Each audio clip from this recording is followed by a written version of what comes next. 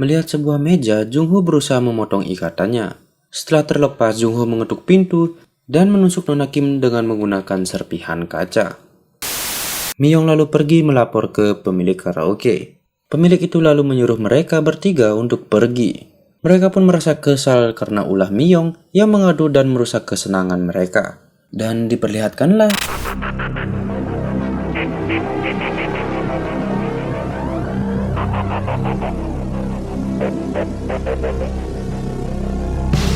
halo para beban keluarga, kembali lagi bersama Bang Bros di sini. Seperti biasa, selamat datang bagi kalian yang baru mampir di Forcial Channel. Sip, untuk di video kali ini saya akan membangunkan hasrat dan adrenalin kalian dengan nonton film movie Korea bergenre thriller. Baik, tanpa banyak basa-basi lagi, langsung saja ke videonya. Tapi jangan lupa like dan subscribe-nya, oke? Dimulai dengan scene di mana bukannya keenakan si cewek malah tercocol oleh pisau dan membuatnya meninggoy di tempat. Seakan puas akan hasrat duniawinya, sang pelaku pun lalu tertidur pula setelahnya. Di hari berikutnya, sang MC yang bernama Jungho didatangi oleh polisi bernama Choi yang menyelidiki kasus pembunuhan istrinya. Sempat menginterogasi sesaat, namun karena merasa curiga dengan bercak darah di tangan dan baju Jungho, ditambah sebilah pisau yang tanpa alasan terjatuh dari jaketnya, Choi pun langsung mencoba menangkap Jungho. Merasa terpojok, Jungho pun mengeluarkan kemampuan yang ia pelajari dari bergadang mabar PUBG. Kemudian ia pun bergegas kabur karena dirinya sendiri tidak percaya bahwa ialah pembunuh dari istri yang dicintainya. Dan inilah Kill My Wife. Dikisahkan 6 bulan yang lalu di mana Jungho diusir oleh istrinya karena Jungho menyembunyikan fakta kalau ia punya banyak hutang. Kemudian ia juga mengingat kejadian kemarin ketika ia bersama temannya Jingsu. Mereka membicarakan masalah Jungho yang dipecat karena ia meminjam banyak uang dan menghabiskan seluruh uang pesangon tanpa sepengetahuan istrinya. 너 퇴직금도 다 날렸지? 딱 보니까 재수 씨랑 별거하게 되는 것도 다 그것 때문에. Merasa masih bingung atas kejadian yang menimpa dirinya, ia pun mencoba menelpon Jingsu. Namun temannya sedang sibuk bekerja dan ia pun mengakhiri panggilan Jungho. Kemudian agar dirinya bisa bertahan dan tidak dikenali oleh siapapun, ia pun berniat untuk berganti pakaian. Dan wah, untungnya terdapat uang sejumlah 1 juta rupiah di dompetnya. Yang kita dan dirinya pun tahu bahwa pengangguran tidak mungkin punya uang sebanyak itu. Pikirnya ya wes lah, tak pakai aja, yang penting nyamar dulu cuk. Di lain tempat, kepolisian pun menyelidiki polis asuransi milik Miyong yang ternyata penerima dana asuransi tersebut adalah Jungho suaminya. Nah, mah butuh motor. Balik lagi ke Jungho di mana setelah bercerita dengan Jingsu, ia pun mengetahui apa yang terjadi pada dirinya malam itu.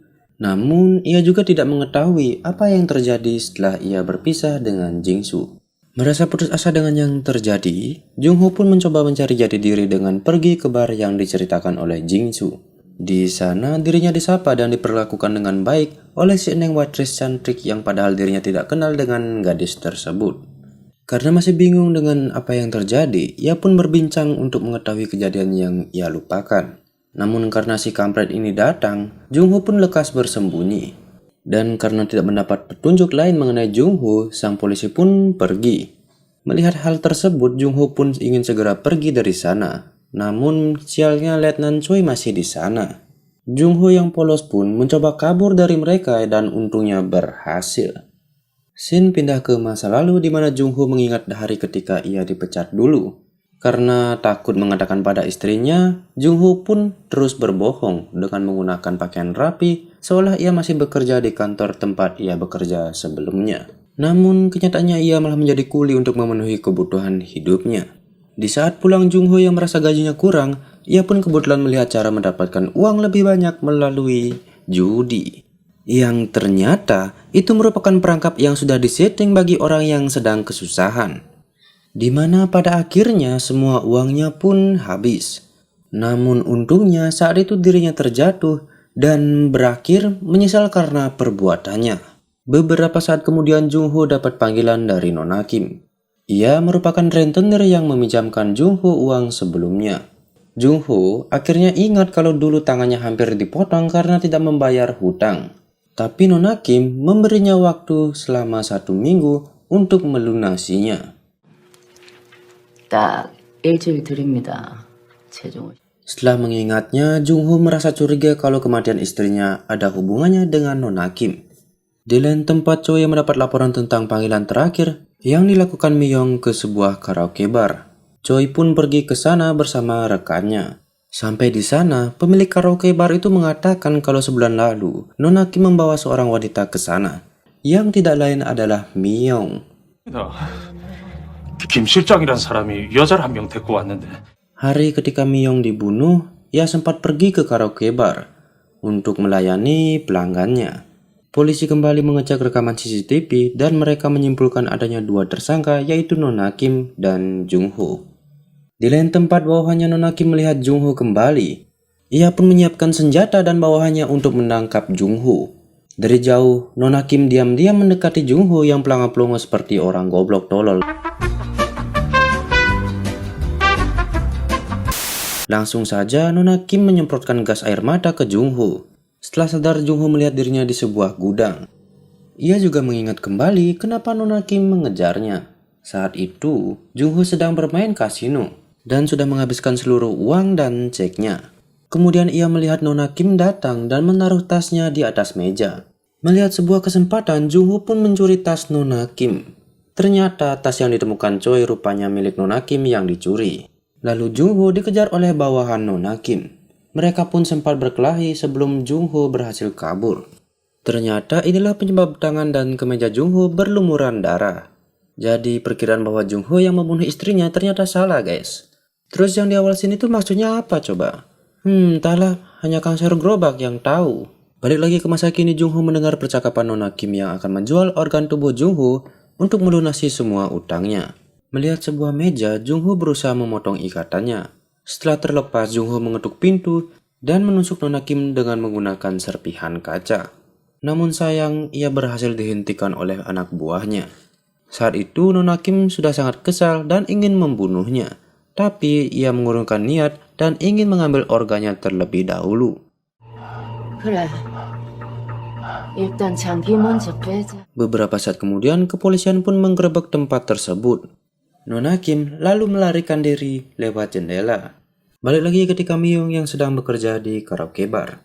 Di sana, ia melayani pelanggan yang ternyata masih SMA dan di bawah umur. Myung lalu pergi melapor ke pemilik karaoke.